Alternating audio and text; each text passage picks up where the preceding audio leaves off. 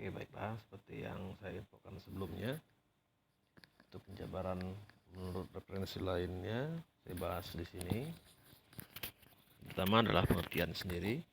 Emulsi adalah sediaan yang mengandung bahan obat air atau distabilkan dengan zat pengemulsi atau surfaktan yang cocok. Menurut Farmakopeia Indonesia edisi 3. Apa sih surfaktan? Surfaktan itu adalah zat pengemulsi. Jadi untuk mencampurkan suatu zat cair atau zat yang mengandung air dengan zat yang mengandung minyak, itu diperlukan atau disebut dengan tambahkan pengemulsi supaya campuran air dan minyak tersebut menjadi lebih stabil. Surfaktan atau pengemulsi. Selanjutnya untuk emulsi menurut Farmakopeia Indonesia edisi 4 adalah sistem dua fase yang salah satu cairannya terdispersi dalam cairan lainnya dalam bentuk tetesan kecil. Maksud di sini adalah di sini kita untuk emulsi ini sendiri seperti yang pernah saya bahas sebelum-sebelumnya adalah campuran minyak dan air.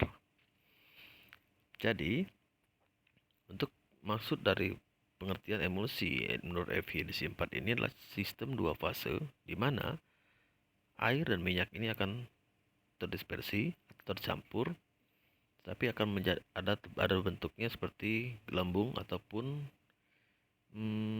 campuran ada seperti busa. Itulah yang disebut dengan cairan yang dalam bentuk tetesan kecil. Sedangkan untuk menurut pengertian berdasarkan referensi lainnya untuk emulsi ini sendiri adalah sediaan yang mengandung dua zat cair yang tidak tercampur, biasanya air dan minyak.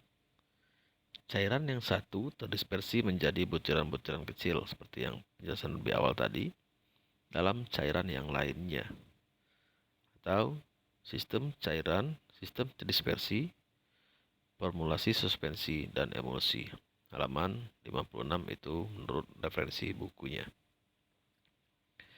Oke, di sini untuk sediaan cair itu sendiri dibagi menjadi dua. Yang pertama adalah sistem homogen. Yang kedua, sistem heterogen.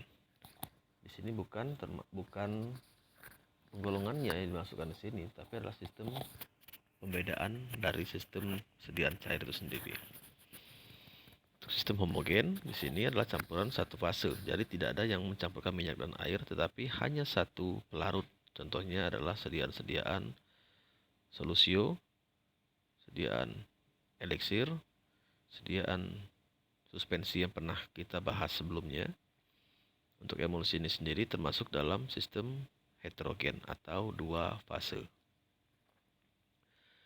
Di sini untuk emulsi itu adalah campuran zat cair tambah cair, jadilah dia itu membentuk seperti kolom pertama yang dalam bentuk gelas berwarna kuning aja, itu yang minyaknya, dan ditambahkan lagi dengan air itu yang warna putih polos, itu adalah zat yang mengandung air. Dicampurkanlah minyak beserta air ini, jadilah dia menjadi butiran-butiran seperti minyak. Itu adalah sistem pencampuran dari sediaan emulsi. Kalau untuk suspensi lebih gampang karena dia campuran zat padat dengan zat cair, jadilah dia seperti sediaan. Ada yang menjadi larut, ada juga yang menjadi endapan, tetapi dia biasanya itu larut, tetapi ada perubahan mungkin dari perubahan warnanya sendiri. Di sini untuk penjelasan dari PPT di atas ini, yang oranye itu adalah sediaan dari minyak dan air itu adalah sediaan dari air. Apabila dicampurkan minyak dan air, pasti akan terjadi pemisahan, di mana biasanya sediaan minyak akan mengambang di atas dan sediaan air akan menjadi di bawah posisinya. Apabila ditambahkan sediaan surfaktan, biasanya terjadilah dia berbentuk seperti kolom yang di atas yang banyak mengandung air, itu adalah tipe minyak dalam air, di mana Sediaan yang menjadi butiran-butiran kecil tersebut adalah sediaan yang mengandung minyak. Apabila ditambahkan sediaan surfaktan. Kalau tidak ditambahkan surfaktan, sediaan tersebut tidak akan terjadi butiran-butiran kecil. Sedangkan untuk sediaan yang bawah, di mana sediaan warna kuningnya lebih banyak, itu adalah tipe air di dalam sediaan minyak untuk tipe emulsi itu sendiri. Jadi yang terjadi butiran-butiran kecil itu adalah sediaan air. Untuk pembuatan sistem emulsi ini sendiri, ada beberapa cara. Di sini untuk penjelasan yang saya jabarkan di sini adalah sistem pembuatan emulsi dengan cara pemanasan.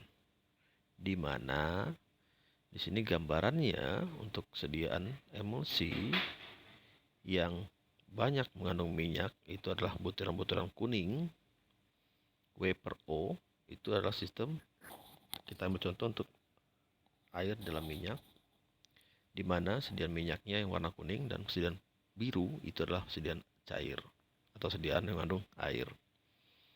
Untuk emulsi yang dihasilkan untuk sebelum terjadinya pemanasan itu adalah tipe O/W garis miring O garis miring W, yang di bawahnya itu ada tulisan emulsion.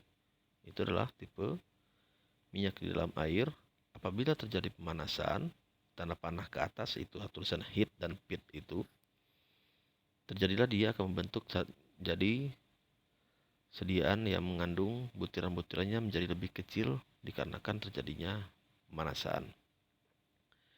Apabila terjadi pemanasan, nanti dia itu akan berubah menjadi sedianya menjadi lebih bening biasanya.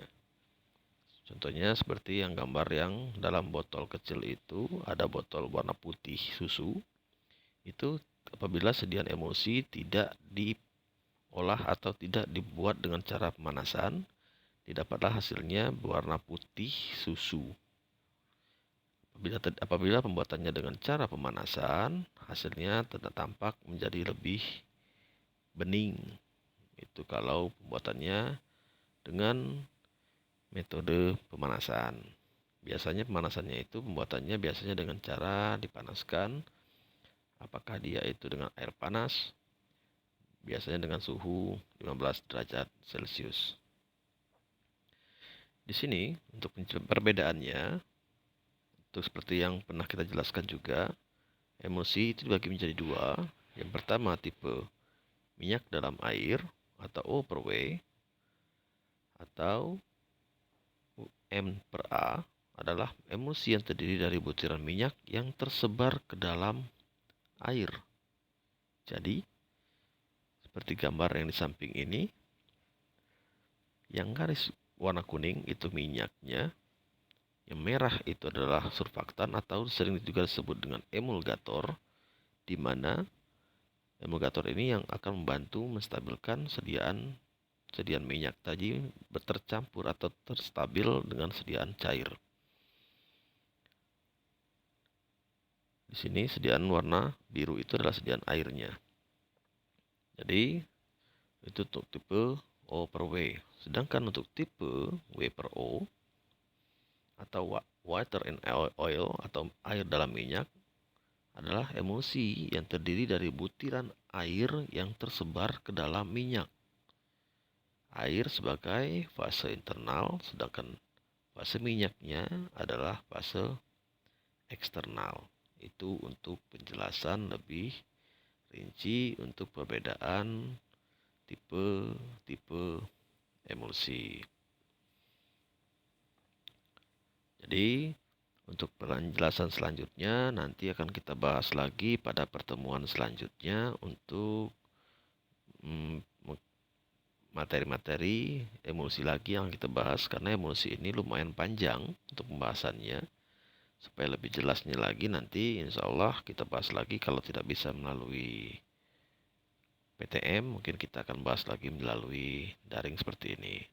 Terima kasih. Assalamualaikum warahmatullahi wabarakatuh.